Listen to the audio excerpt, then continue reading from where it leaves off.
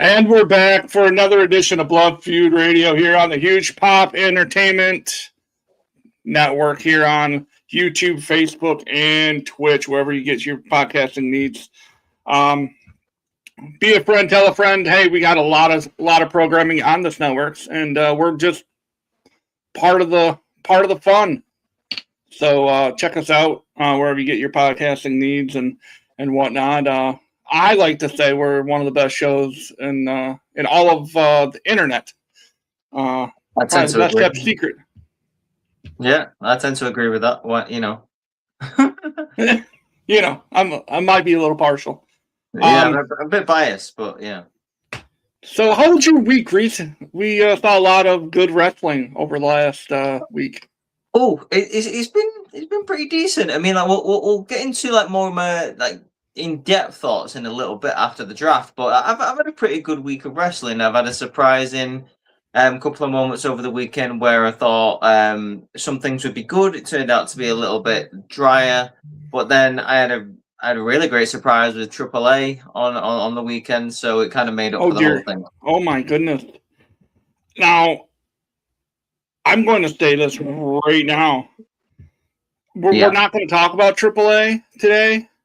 But I tell you what, right now, OG El Grande versus El Grande was so far the best match of 2026.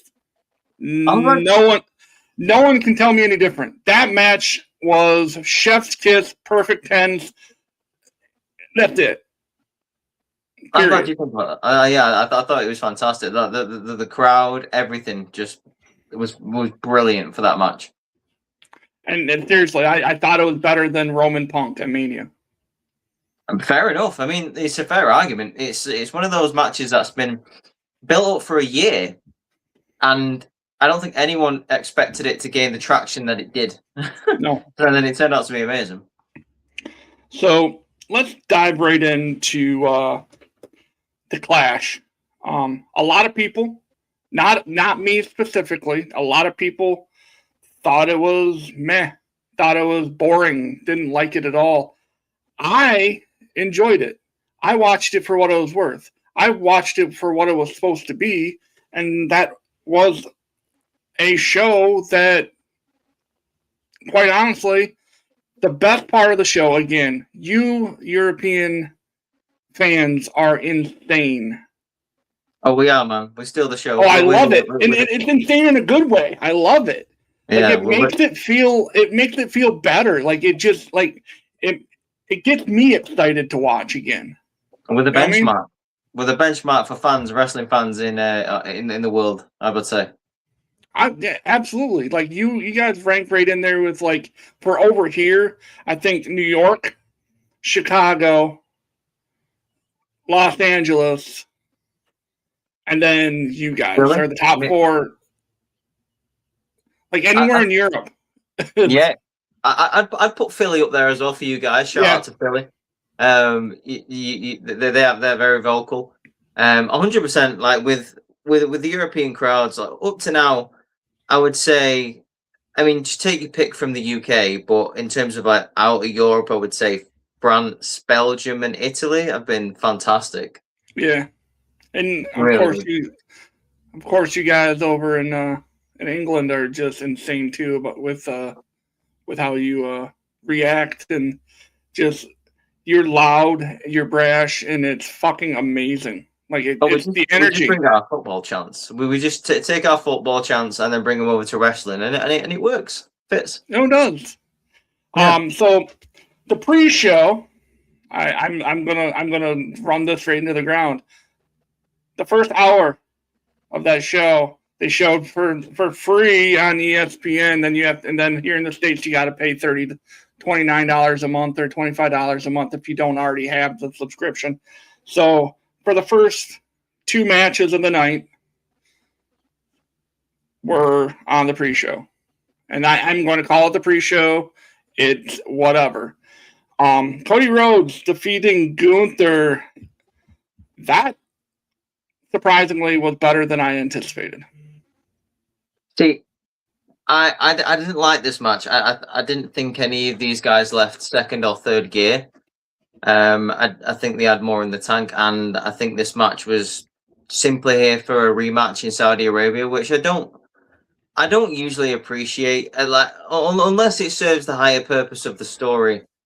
I think Cody pulling Gunther's leg out from under the ropes was interesting, but just put the title on Gunther, man. Like, if you're gonna do that to Gunther, then fine. But I hope that in the next couple of weeks it's interesting and the payoff is worth it in terms of a little further down the line for Cody Rhodes. But yeah, I was a bit disappointed with the performance of these two guys. My friend Don joining in the chat. He says Cody needs a heel turn. I think we've been kind of clamoring for that, kind of yelling at the top of our lungs for something different for Cody for a while now. Yeah, without a doubt. Yeah, he needed to turn heel like a year ago. I mean, it just like a slow little burner. I mean, it should have started a couple of months ago at the very least. But if this is a start, I mean, because he clearly cheated here. It was a clear cheat. Like, he knew that Gunther's foot was under the rope. He pulled it out, and then the referee didn't see it, and they got the 1, 2, 3.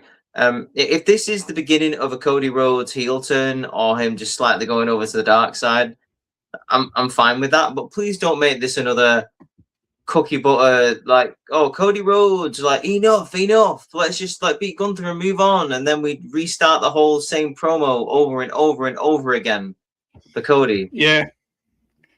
One more thing from Don. He says problem is that he's the highest merch seller in the business in the company right now.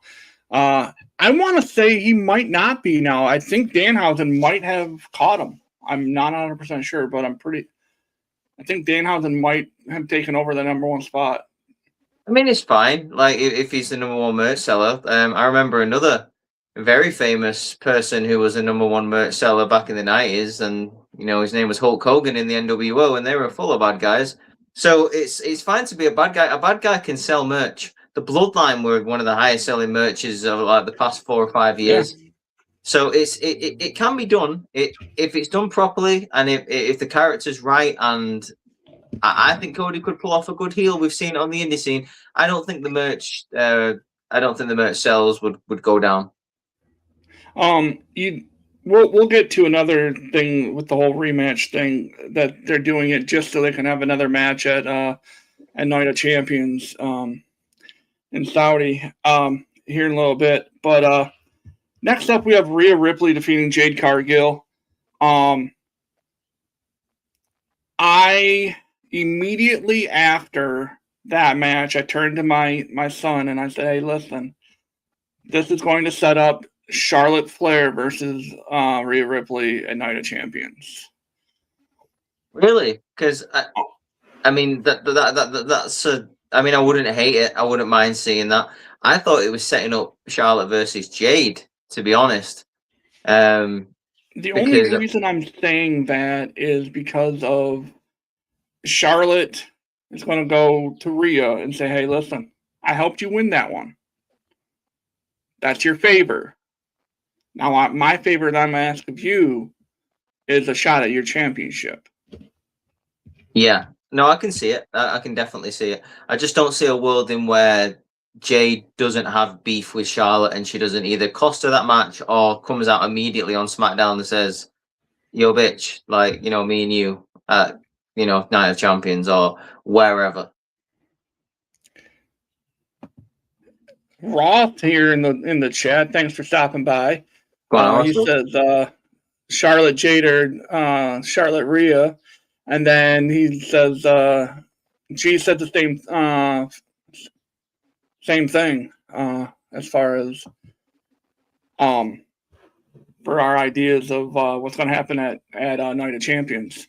In terms of that, I mean, it's a match you've seen over and over again, like Charlotte and Rhea, but I don't ever get tired of it. I think these two have great chemistry. I think these two can put on a good match whenever they so desire. And the fact that they constantly, year by year, as Rhea has evolved, as Charlotte has evolved as a competitor, then it's one of those where you never see them in the same role. So it's cool to see Charlotte as a bit of a babyface now, and obviously Rhea's a babyface. So this is going to be a whole different dynamic that I don't think we've seen before. Well, I think that's it. Oh, sorry, earthquake. I'm just kidding. I think it ends up being it's fine if it's face versus face, right? We don't mind it, but if it's heel versus heel, we have an issue with it. I mean, it's just us being a fickle WWE or wrestling fan. Unless it's a good match, but then again, it's whatever. But I really think that again, it's almost like Hogan versus Warrior all over again. If that makes any sense. Yeah. Like two people at the height of their babyface run at the moment. I don't think Charlotte's ever been as over as she was, at least since like 2016, when she first came up to the main roster. And people then started to sour on her. But Charlotte's been over lately. All thanks to Alexa Bliss. Rhea Ripley is like, at this point, I would argue to say either her or Roman are the most over people in the company. So Rhea is just like instantly, universally over all the time at this point. So like I say, I'm interested to see this dynamic. And whenever this match takes place, probably at Night of Champions, like you say, I'm down for it. Absolutely. And like at first I was a little bit sour on, I'm going to use your terminology, a little sour on the fact that Jade didn't win, because I think we needed it. I mean, Jade Rhea 3 would have been fine, but at least they're now saying, all right, we're not going to play hot potato with the women's title anymore. So it's funny that you bring this up, right? Because very similar to how Obafemi and Brock Lesnar really didn't need a second match, in my opinion. But if you was to have a second match with Oba and Brock, as we'll get into in a minute, I would have had Oba just win again. I think Jade should have won this, mainly just because you try to build Jade up. I'm not the biggest fan of Jade in the world. I definitely think she needs the momentum. I think it's a very plausible situation here where Charlotte Flair came out. You already had her at the show.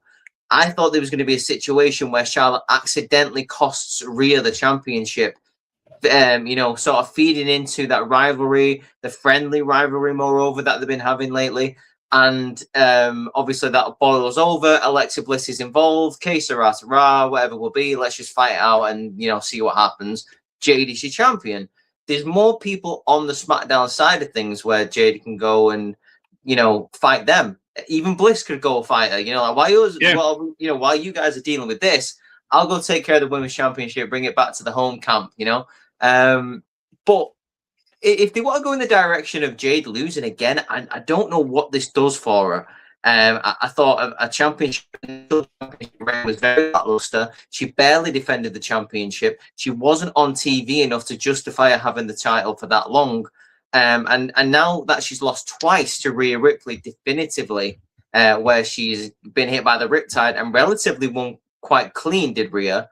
I don't see where Jade goes from this. I don't want to see a Jade versus Rhea 3. I don't think it warrants it, the rivalry, like I said, because she's lost twice in a row. Why do we need to see it? Well, absolutely. And you bring up the horrible title run that Jade had, that she didn't really, she didn't do much with it. And so we have that, and now they're doing it with Liv Morgan. Absolutely. She's had it. She's had that title for 45 days and not one title defense. And she's part of Queen of the Ring. Why? Why are we doing this? I'm not gonna lie, and this is an insult to Liv as much as I love her. I actually forgot she was the women's champion on Monday. Like I saw her come up in the bracket for the Queen of the Ring, and then it took me a second to think, wait, why is Liv there? I was like, I thought the whole point of being in Queen of the Ring was to challenge for a championship. What I was like odd, but okay. If they want to play the scenario of she's in the Queen of the Ring just to be selfish, okay, but at the same time, yeah, why are you there, dude? Like, it's an unnecessary cog in this Judgment Day machine. Yeah. Like, you could easily just have Roxanne Perez and Raquel Rodriguez and get to the same conclusion without Liv being in that bracket. Absolutely. So now we get to the meat, the meat and potatoes of the pay-per-view. No bread, no water, no potatoes, just meat, as Booker T famously says. This match, the next match lasted 6.5 minutes, and it felt like an eternity, in a good way. It felt like the match was longer than 6 minutes. Okay. That's what I'm trying to get at. In a good way. I felt that Brock Oba 2, the only thing that I didn't like about it was Brock winning.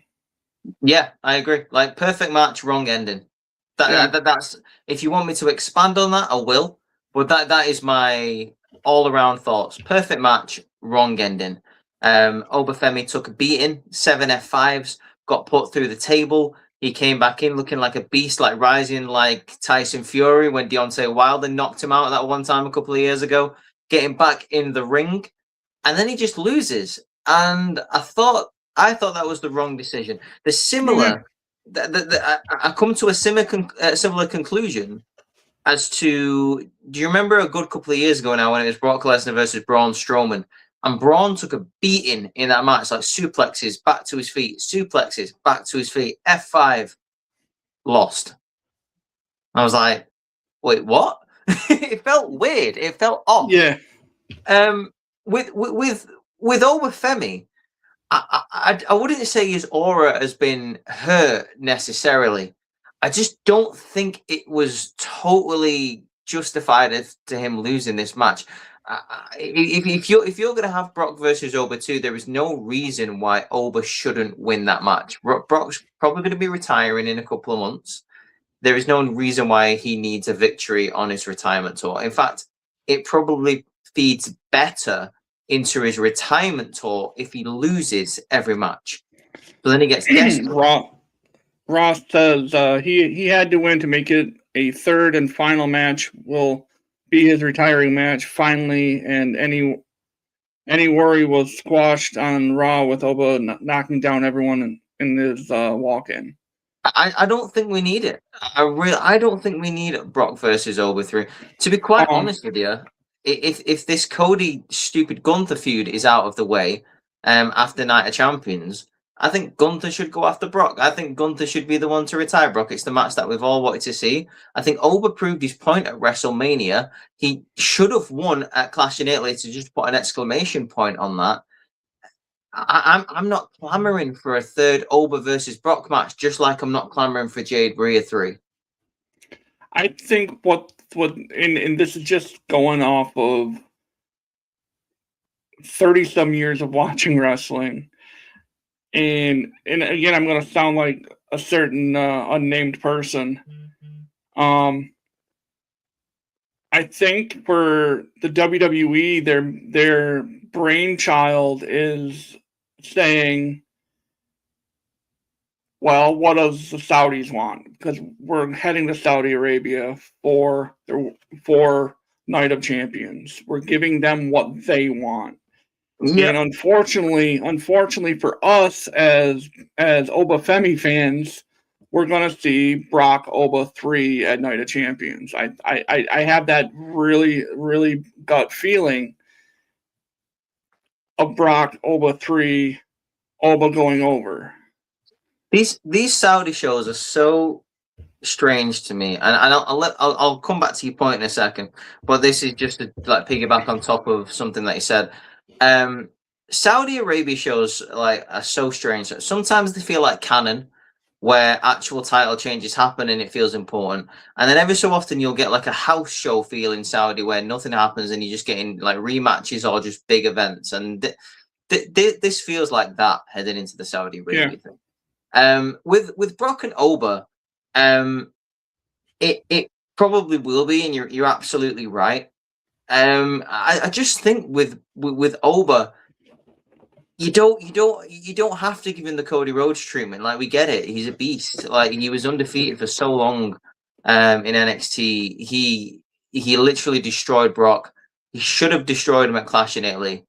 I don't know what else they can tell. It would be weird if Brock now came back and attacked Oba Femi because he has no need to. He's one up on him. It should really be the other way around. If he was to tell this story, it should have been Brock winning the first match and then Oba winning the second one. So Brock could have an excuse to come and attack Oba. If you wanted to tell a story of threes, which WWE love to do, like everything has to be in threes, then it doesn't make sense that Brock would come out and attack Oba or cost him the King of the Ring. Like, I don't know. Like, to me, that's just a little bit odd, and it's strange storytelling, and it really feels like something that they've just gone, oh, we could make money off this. Let's have 2 more matches after they decided there was only going to be one. Yeah, I 100% agree. So we're moving on to Sol Ruka finally winning clean against Becky Lynch, or Becky Lynch. And there was no fuckery. I was kind of impressed. Absolutely. Absolutely. I will say this. As much as I enjoy watching the Soul Snatcher, I think she needs a new finisher. Oh, that's a hot take there. Hot take of the night, guys. Ding, ding, ding. Why? I just think that she needs to have something that she doesn't need, that she can do in the dead center of the ring. I mean, she can pull out that Soul Snatcher when she needs it. So you think you think Soul should use the Soul Snatcher kind of like how Joe uses the Muscle Buster? Yeah, like use it when all else fails. Yeah. Yeah. Okay. Right. Okay, I can see that. Like, get her something that she doesn't, because when she hit that Soul Snatcher, you knew when it was going to happen. You know what I mean? You knew, like, it was telegraphed. Like, that's the one thing. Hang on, I'm a counter that, and like I'll give you a good example, and hopefully you'll go, actually, yeah, you're right. Sometimes, like, being able to see when something's coming doesn't mean it sucks. Like when someone used to charge at Bradshaw in the corner, and when he'd move out the way, you'd think, oh, it's coming, and then he would absolutely run through someone with a clothesline from hell. Like, you could see it coming a mile away, but you'd love the ending, you know? Like, that's how I look at the Soul Snatcher. Like, well, I'm okay with you saying it like that. My only counter to that counter is the fact that Becky Lynch legitimately looked like she was standing and just waiting for it. I agree.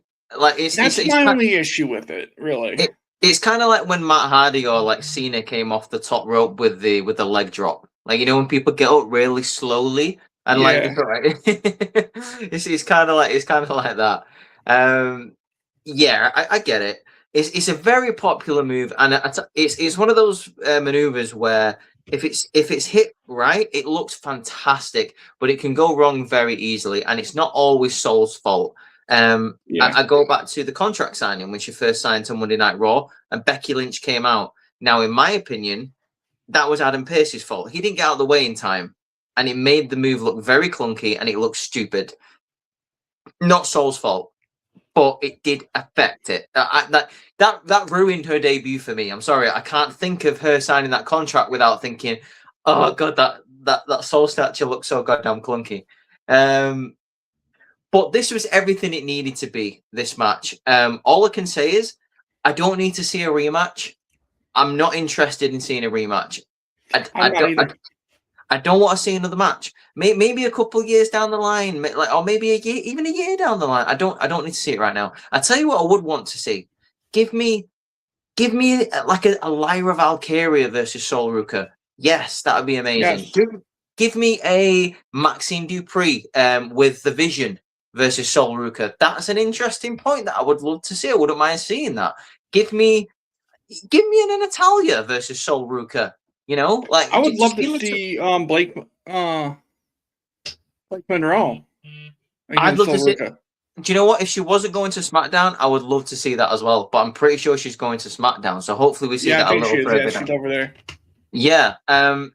Like you said, there is plenty of women on the Raw roster who Sol Ruka could go against, and it doesn't have to be Becky Lynch again. It doesn't. Becky Lynch, go use Becky Lynch for something else. Like if you still got her on the books, if you still got her under contract, you've got a Saudi show coming up. Give me a big boy match. Give me like Becky versus Bayley. Something like that. Give me Becky versus Jada Parker or something. Like from NXT. It'd be interesting to see. But yeah, just give me a work ratey match. Lyra Valkyria versus Sol Ruka just sounds so nice coming out of my mouth. It does.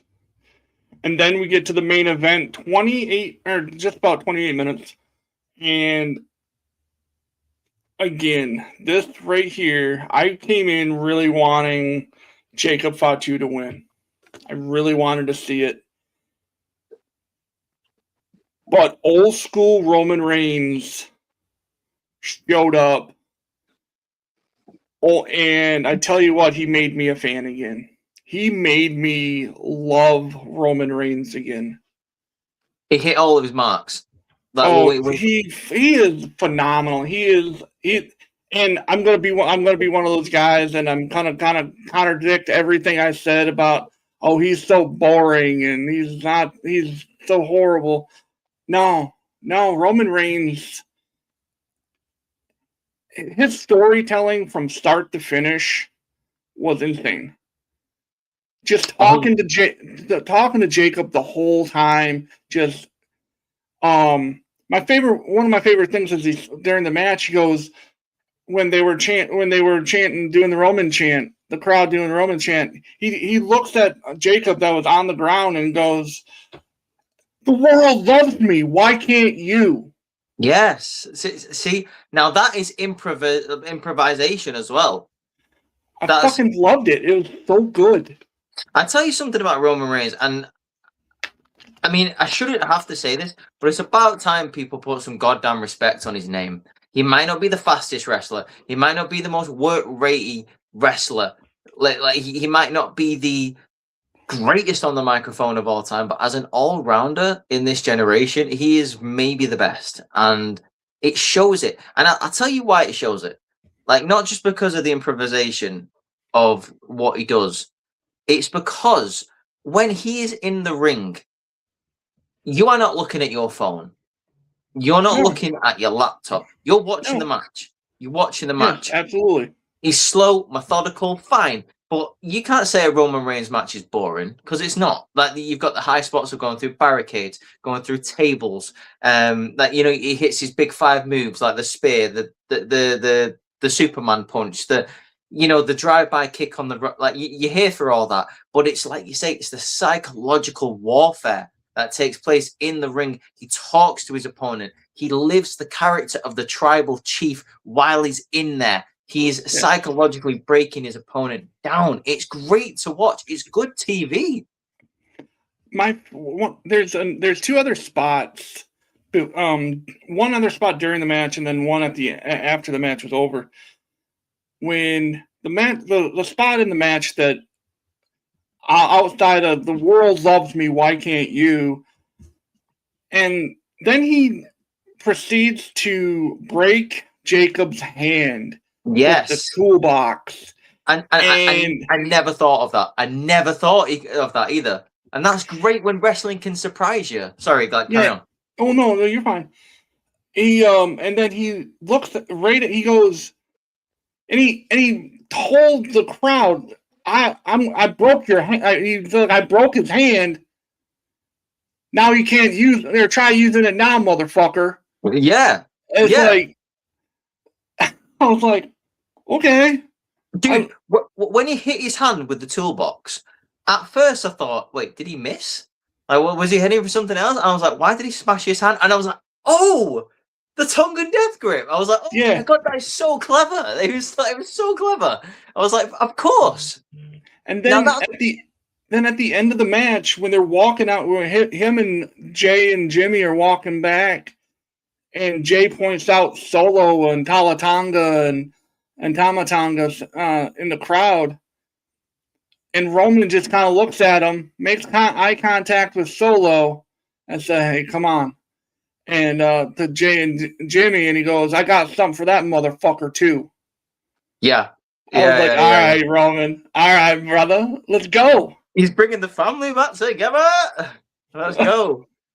I was like, I am here for it. I am like I'm excited for the bloodline again. And I hope Triple H, please, Paul, don't fuck this up. Like, this is gold right now. This is perfect. Honestly, I mean, I'm a bloodline stan. We all know this, but I will point out when something's bullshit. I will admit, my first thought when Roman won this match was, I would have liked to have seen it if Jacob would have won. I'm not gonna lie. It would have been cool to see a bit of a chaotic tribal chief for a little bit. But after I saw Raw, I was like, okay, because when Jacob came out. And he was like, I acknowledge you, Roman.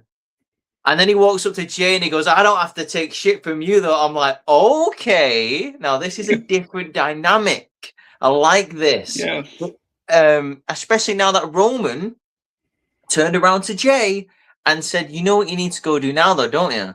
You never won that WWE Championship. You need to go win that for the family. So he's sending Jay to Solo's turf, to SmackDown. Jesus. Like, this could be a whole different dynamic. I mean, I know it's the old reliable go back to the bloodline, but sometimes that's not the worst thing. If it's a different story told, if something escalates from this, you could have different factions going at each other. I could honestly picture all of the factions sort of breaking up and going into a bit of a bloodline war. I mean, off the top of my head, if I was to split the different factions up right now into different trios, I would say Jacob, Tamatonga, and Jimmy Uso.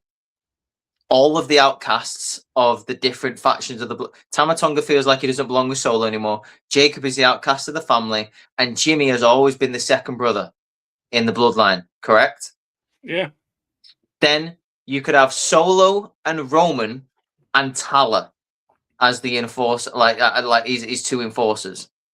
Like Solo and Roman, come together and go, listen, we're like, our families are splitting apart. It's time for the tribal chiefs to come together and deal with this situation together.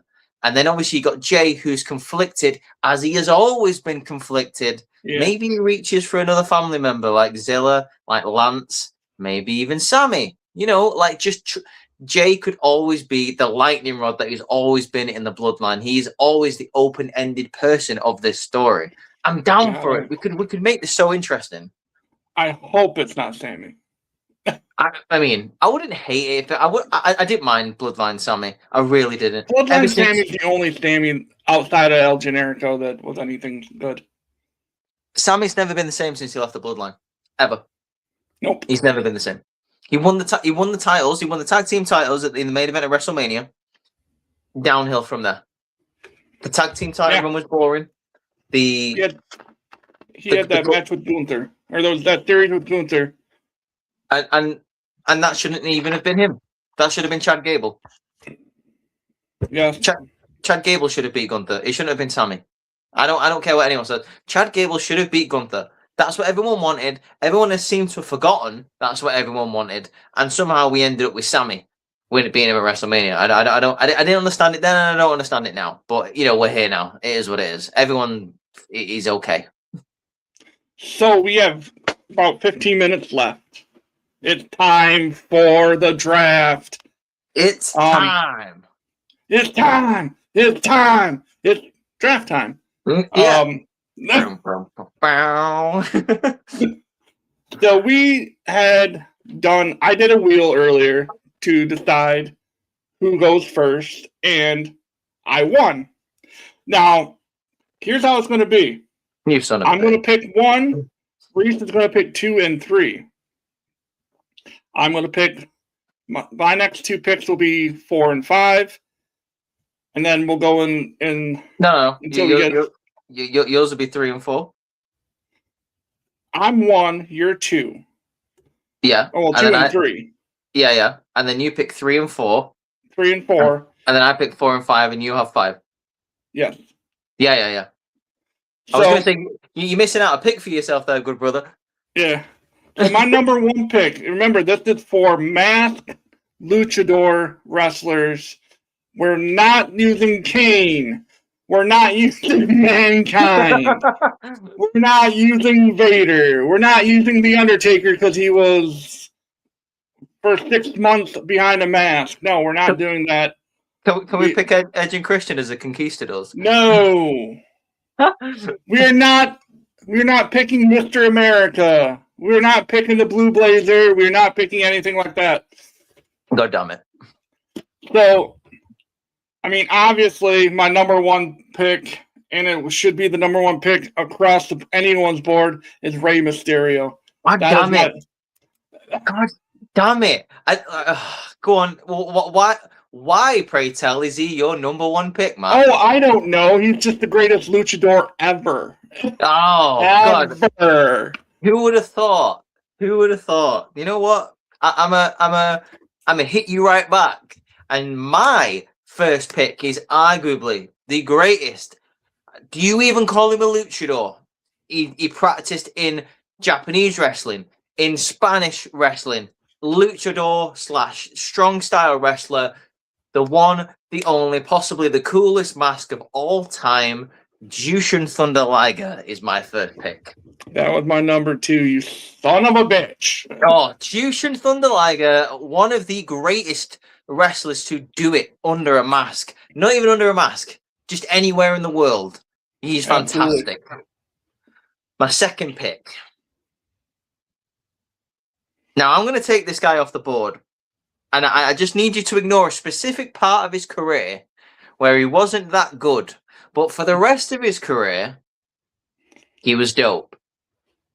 I'm going specifically with Mystico. Oh. And that is going to be like the Mystico that was Sin Cara. But I'm talking about the Mystico that left WWE. Ignore the WWE part, the bit before he was in WWE, and then the bit after WWE, okay? That Mystico. He was dope. Okay. Iconic Mystico. He, honestly, I have 12 guys on my list. And he didn't make my list. Okay. So I have the next 2. You do, you son of a bitch. I'm gonna go, and I'm probably gonna regret taking this guy so early. I'm gonna go Ultimo Dragon. Oh, God damn it! As my number 2.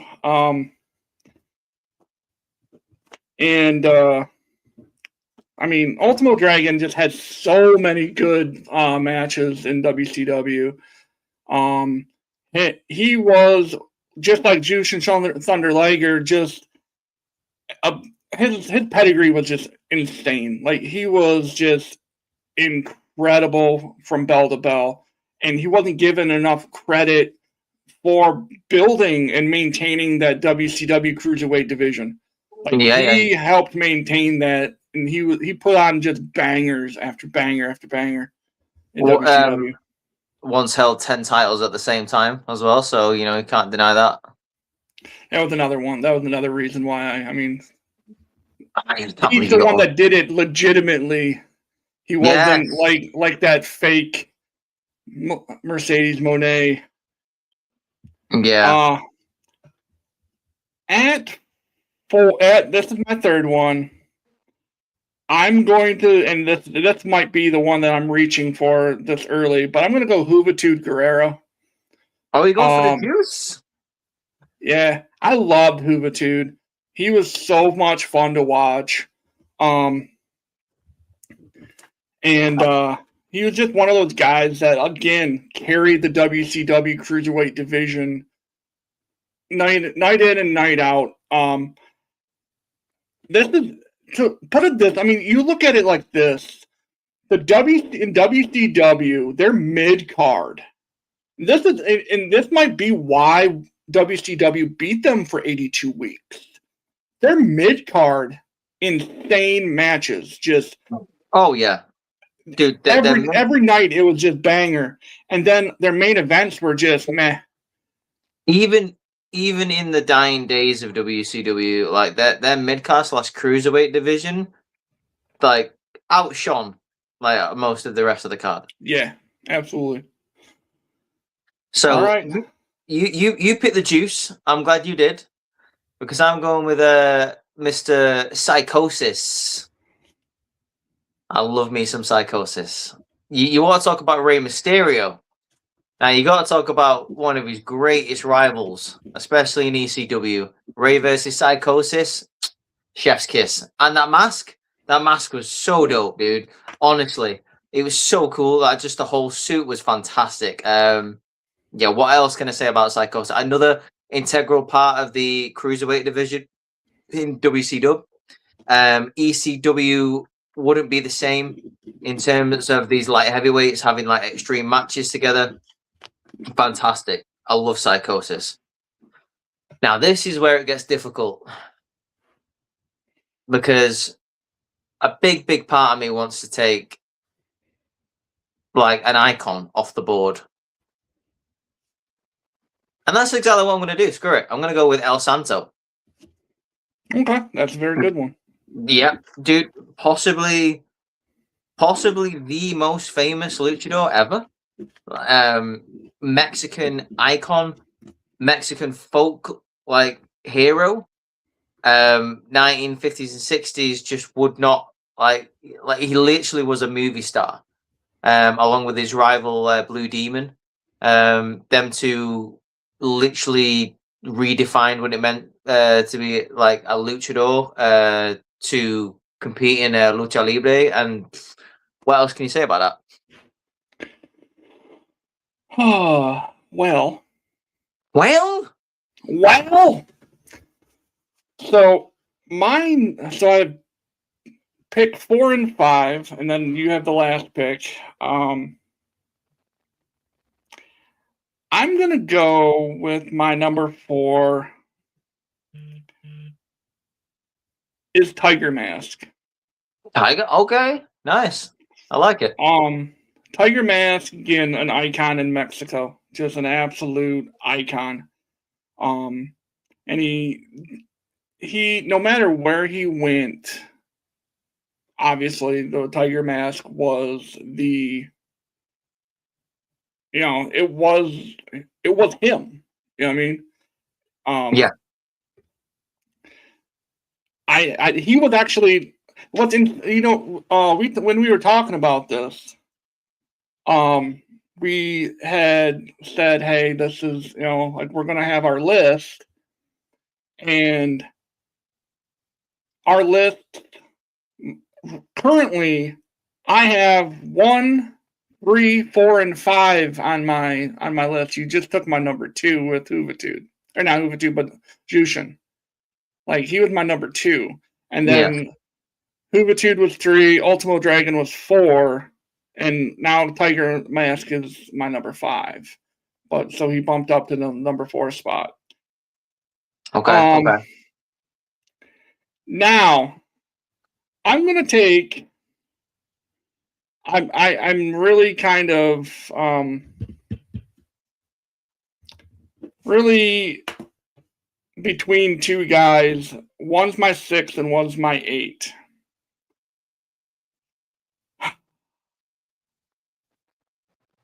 You know what? Screw it. I'll just go with my 6. Because I don't know if you'll take my 8.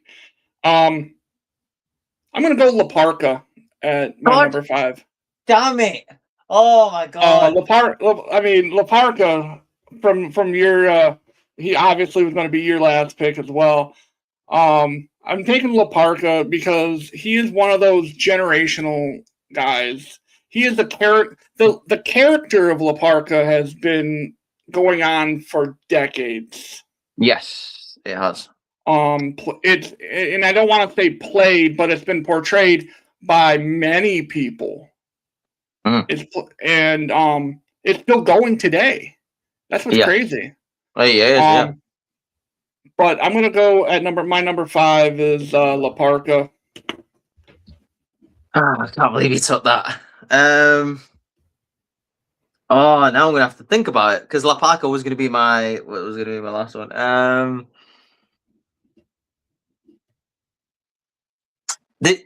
There is a few that I'm thinking of right now.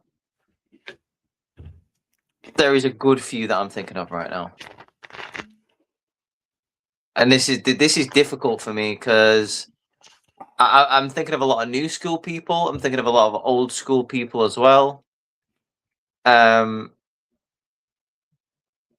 Yeah. Do you know what? Screw it. I'm gonna go with Hayabusa. I'm gonna go with He was Hayabusa. on my list as well. He was down on number 9 at the 9th spot. Yeah. What an innovator of just moves in not just like lucha libre, but like wrestling as a whole. He is so good. He was in his own lane.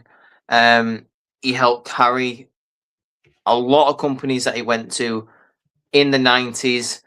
Hayabusa was one of the coolest people, and his outfit, like his mask, was so cool as well. I'm a massive fan of Hayabusa. Yeah, he's gonna round out my 5. I had a couple in mind. I was very tempted to take Penta. I was very tempted to take.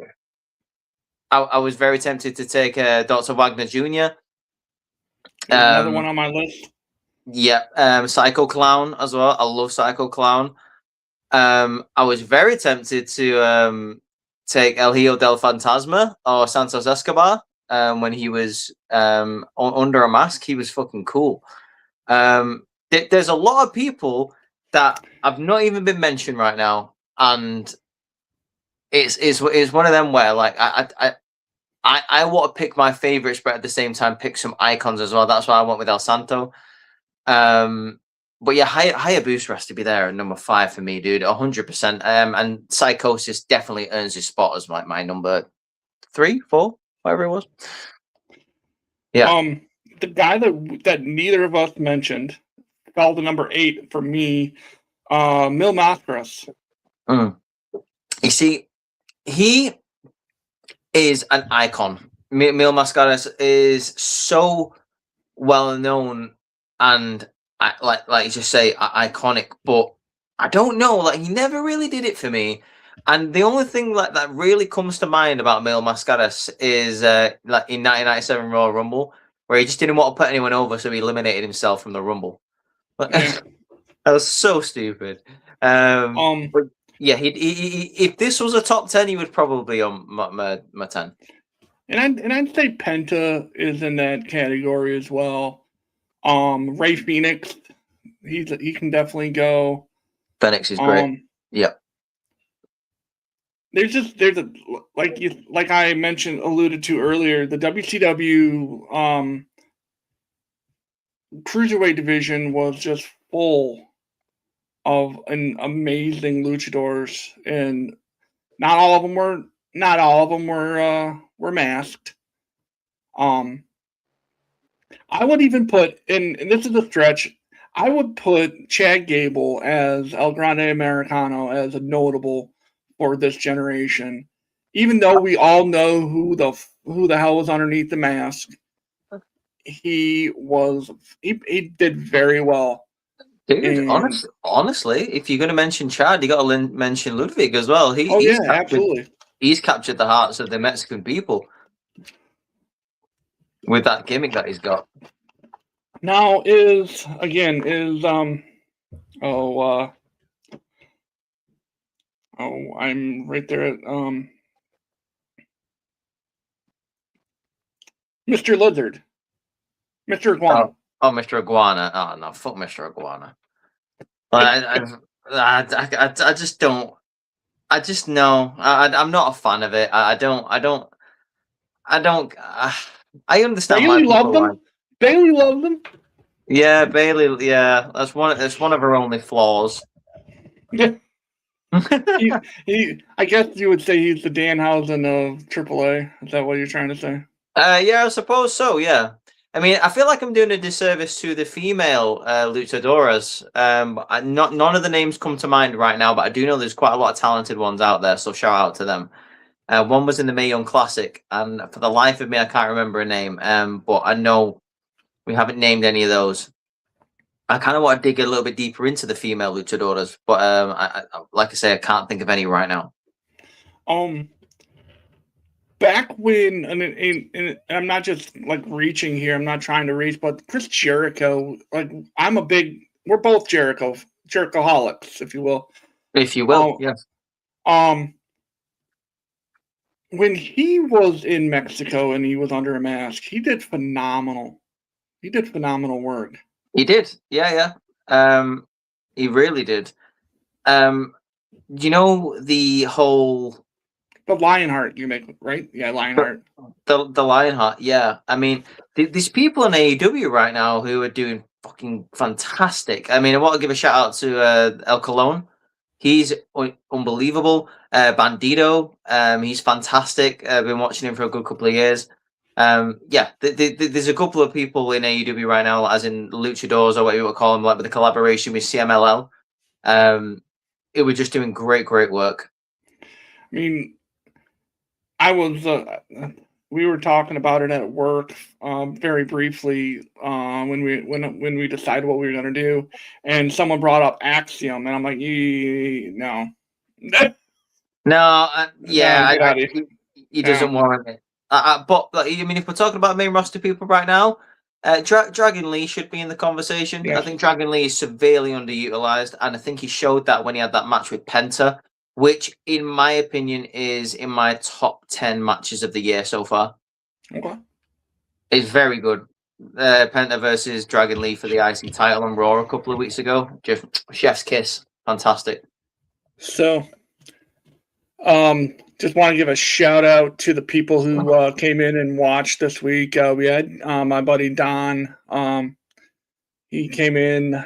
He loves his wrestling. Ross and G were watching. Thanks for showing out, guys. Appreciate Love you guys. Love you guys. They're one of the OG TikTok family. Way back in the day when we first started this whole venture, this whole family that we created. Shout out to all of the people who will watch this later on. Just do us a favor. Share it with your friends. Tell them to come out next week. Rhys and I'll have to discuss after the show what draft we will be putting together next week. And I will be posting again. What we're going to do is I'm going to put together a graphic, put it on TikTok, put it on the social medias, and people can go and vote on who won the draft. And this is how we can do. How about this? The winner of the draft each week will get the number one pick the next week. I'm down for that. Yep, I'm down for that. Let's do it. Yep. So, again, it'll be fun. It'll be fun to do it that way. I can't wait to have the number one pick next week. Whatever. I knew you was gonna say that. I knew you were gonna say that. But yeah, thank you for everyone that showed up this week. Just a little programming note. Friday night, 9 p.m. Eastern Standard Time. We will be doing our my brother and I will be, and hopefully Rico and Q will be able to come out and do our next episode. Last week I had to, I had work things come up, I couldn't do it. So this week we're back at our 9 o'clock slot Eastern Standard Time when we will be talking about power forwards, the top 10 power forwards in our eyes. In NBA history. So if you like basketball, come on out and check us out on that night. My brother's got a show. I think he's got an interview tonight and possibly one tomorrow. He's a busy dude.